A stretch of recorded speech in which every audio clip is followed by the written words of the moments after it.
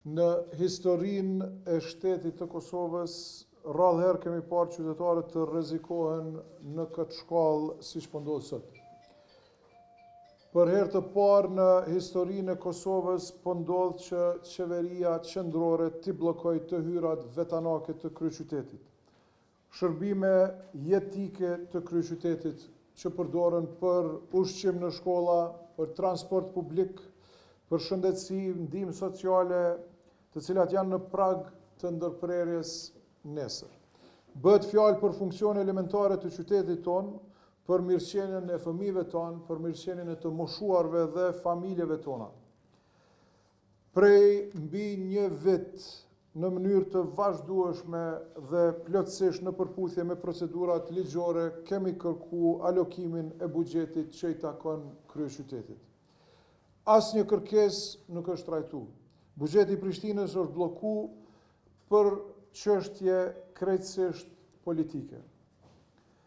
35 milion euro, prej të cilave 25 milion euro janë të hyra vetanake dhe 10 milion të grantit qeveritar janë bllokuar nga Ministria e Financave në kundërshtim me ligjin dhe me kushtetutën. E për këtë arsye, ju kam lajmëruar edhe më parë që ne kemi dorëzu kallëzim penal ndaj ministrit në detyrë Hekuran Muratit dhe ndaj zyrtarëve përgjegjës të Ministrisë së Financave për shkelje të qarta të ligjit. Jemi drejtuar edhe kryeministrit në detyrë, presidentës dhe kemi kërkuar shqyrtim urgjent edhe nga gjykata kushtetuese. Ndërkohë, qytetarët e Prishtinës kanë mbetë pa paga dhe shërbimet bazike janë në rrezik serioz e të menjëhershëm. Të nderuar qytetarë, sapo kam përfunduar tash një takim me përfaqësues të transportit urban dhe të shoqatës së transportuesve të sektorit privat, të cilët më njoftuan se për fat të keq, nga nesër transporti publik në kryeqytet do të ndalet. Paralajmërime të njëjta kemi marrë edhe nga ndërmarrje të tjera, të cilat prej muajsh nuk kanë marrë pagesa, duke se nuk është shërbimet esenciale të qytetarëve të kryeqytetit. Me keqardhje të thellë e them se nuk kam besu kur se qytetarët e këtij vendi do të viheshin në rrezik për interesa zgjedhore. Buxheti i kryeqytetit u përdor si mjet në zgjedhjet lokale. E tash e dini që zgjedhjet lokale kanë përfunduar, qytetarët votuan për zhvillim e jo për bllokim. Megjithatë, dua të shpreh mirënjohjen time më të sinqertë për të gjithë ata që përkundër sfidave kanë vazhduar punën me dinjitet, e këta janë punonësit e ndërmarrjeve publike, mësimdhënësit, personeli shëndetësor dhe social, punëtorët e shërbimeve komunale, sektori kulturës, sportit dhe sektori privat. Ju jeni me vërtet heronjt e vërtet të qytetit tonë dhe ju falenderoj nga zemra. Në cilësinë e kryetarit të kryeqytetit, dua të rikujtoj një fakt të rëndësishëm.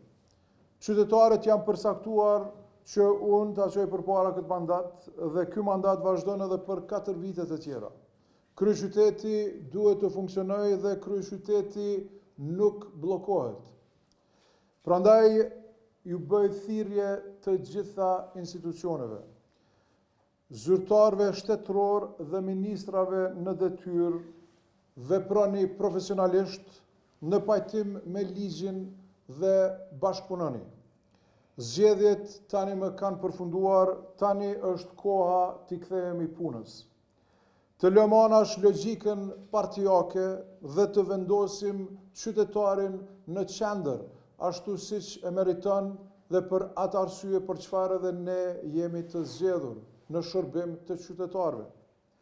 Le të punojmë së bashku që fëmijët të shkojnë në shkollë me ushqim dhe me siguri, të moshuarit të kenë kujdes dhe mbështetje, qytetarët të kenë transport publik, rrugët të jenë të ndriçuara, shërbimet komunale të funksionojnë pa ndërprerje, të mbajmë gjallë jetën kulturore, artistike e sportive në kryeqytet, të vazhdojmë zhvillimin e projekteve të mëdha transformuese në kryeqytet. Kryeqyteti është zemra e vendit, Prishtina nuk mund të bllokohet për interesa të ngushta, jo profesionale, jashtë ligjore dhe krejtësisht politike dhe nuk duhet të bllokohet. Ju ftoj të gjithë ta ndryshojmë këtë mendësi shkatruese, të bashkohemi dhe të ecim përpara në shërbim të qytetarëve dhe në shërbim të gjithë vendit tonë.